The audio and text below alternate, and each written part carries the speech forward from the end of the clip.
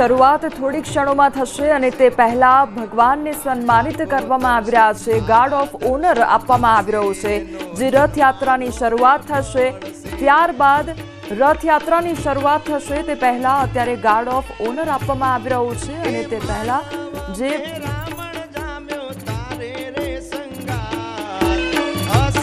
રથયાત્રાની થોડી જ ક્ષણોમાં શરૂઆત થશે તે પહેલા ગાર્ડ ઓફ ઓનર આપવામાં આવ્યું છે અને થોડી જ ક્ષણોમાં સીએમ દ્વારા જે પહિંદ વિધિ છે તે પણ કરવામાં આવશે। અત્યારે ભગવાનના દર્શન સીએમ ભૂપેન્દ્રભાઈ પટેલ દ્વારા કરવામાં આવી રહ્યા છે। સંતો મહંતોની હાજરી જોવા મળી રહી છે।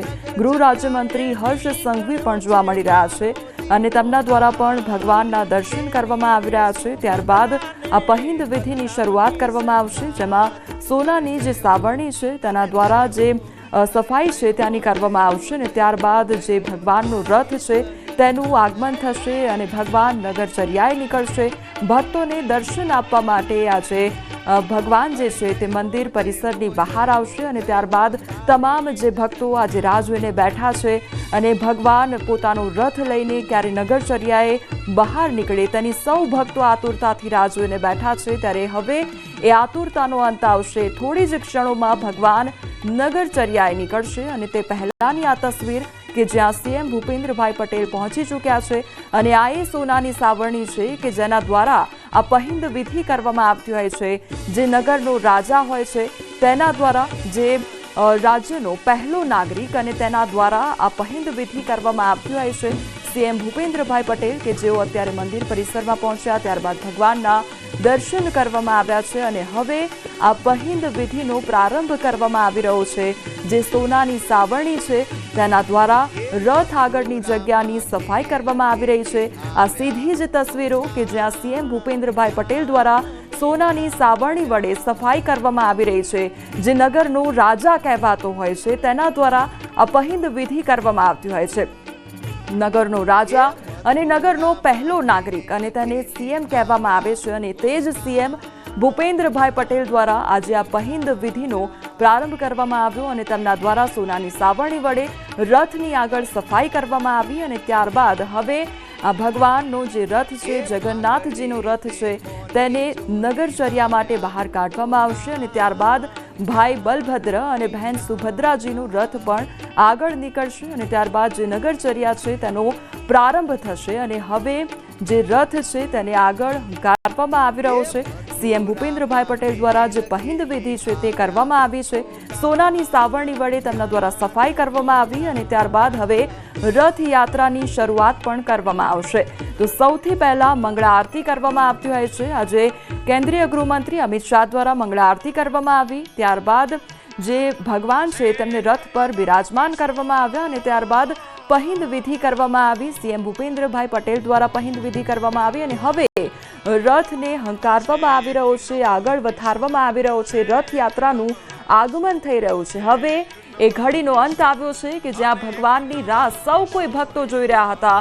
ભગવાનના દર્શન મેળવવા માટે, ભગવાનની એક ઝાંખી મેળવવા માટે આજે શેરીએ શેરીએ, ઘરે ઘરે લોકો બહાર જોવા મળશે, કારણ કે આજે ભગવાન પોતે રસ્તા પર આવ્યા છે, ભક્તોને જે દર્શન આપવા માટે આવ્યા છે અને એટલા માટે જ આજે એ ભક્તોની ભક્તિ પણ એટલી જ જોવા મળવાની છે અને ખૂબ જ ધાર્મિક આ ઉત્સવ અને ધાર્મિક માહોલ આજે જોવા મળવાનો છે, કારણ કે વહેલી સવારથી ભક્તો રાહ જોઈને બેઠા હતા કે ભગવાન આવે, અમારા દ્વારે આવે અને અમને દર્શન આપે અને એ જ ઘડીનો અત્યારે અંત આવ્યો છે, કારણ કે રથયાત્રાની શરૂઆત થઈ ચૂકી છે। હવે જે ભગવાનનો રથ છે તે ધીરે ધીરે આગળ વધારવામાં આવી રહ્યો છે। સીએમ ભૂપેન્દ્ર પટેલ દ્વારા પહિંદ વિધિ કરવામાં આવી અને ત્યારબાદ હવે જે રથ છે તે ધીરે ધીરે આગળ વધારવામાં આવી રહ્યો છે અને રથયાત્રાની શરૂઆત કરી દેવામાં આવી છે કે જ્યાં ભગવાન હવે તમામ જે ભક્તો છે જે રાહ જોઈને બેઠા હતા કે બસ એક ભગવાનની ઝાંખી જોવા મળી જાય, ભગવાનના દર્શન કરવા મળી જાય, તે ઘડીનો અંત આવ્યો છે, કારણ કે હવે રથયાત્રાનું આગમન થઈ રહ્યું છે। રથયાત્રાની શરૂઆત થઈ ગઈ છે અને ભગવાન જગન્નાથજી પોતાના ભાઈ બલભદ્ર અને જે બહેન સુભદ્રાજી છે તેમની સાથે નગરચર્યાએ નીકળ્યા છે અને વાજતે ગાજતે આ રથયાત્રાનું પ્રયાણ કરવામાં આવી રહ્યું છે અને સાજ શણગાર સાથે ભગવાનને હવે આગળ વધારવામાં આવી રહ્યા છે અને જે રથયાત્રા છે તેને પણ વધારવામાં આવી છે. જગન્નાથજીની 148મી રથયાત્રાના પવિત્ર પર્વે દરેક પ્રજાજનોને ખૂબ ખૂબ શુભેચ્છાઓ પાઠવું છું. ભગવાન જગન્નાથ એ દરિદ્ર નારાયણ શ્રમિકોના આરાધ્ય દેવ પણ છે. આજે માન્ય વડાપ્રધાનશ્રીએ જે વિકસિત ભારતનો સંકલ્પ લીધો છે એ સંકલ્પ પૂરો કરવા માટે हम સૌ ગુજરાત વિકસિત ગુજરાતથી વિકસિત ભારત માટે આપણને સૌને ભગવાન જગન્નાથ ખૂબ શક્તિ આપે એવી ભગવાન જગન્નાથના ચરણોમાં પ્રાર્થના પણ કરી છે. આજે જ્યારે 148મી રથયાત્રા નીકળી છે ત્યારે સરકાર અને પોલીસ તંત્રએ ભક્તજનોને દર્શન માટે કોઈ તકલીફ ના પડે એવી ખૂબ સરસ વ્યવસ્થાનું પણ આયોજન કરેલું છે. ખૂબ સારી રીતે ભગવાન જગન્નાથની યાત્રા એ કોમી એકલાસથી નીકળી છે અને ખૂબ સારી રીતે પૂર્ણ થશે. આજે જ્યારે કચ્છીઓનું પણ આ નવું વર્ષ છે ત્યારે દેશ વિદેશમાં રહેતા કચ્છી પરિવારોને પણ આજના વર્ષે નૂતન વર્ષ અભિનંદન પાઠવું છું અને આજે ભગવાનના ચરણોમાં પ્રાર્થના કરું છું કે દરેક જણની સુખ શાંતિ અને સમૃદ્ધિ વધે. જય જગન્નાથ.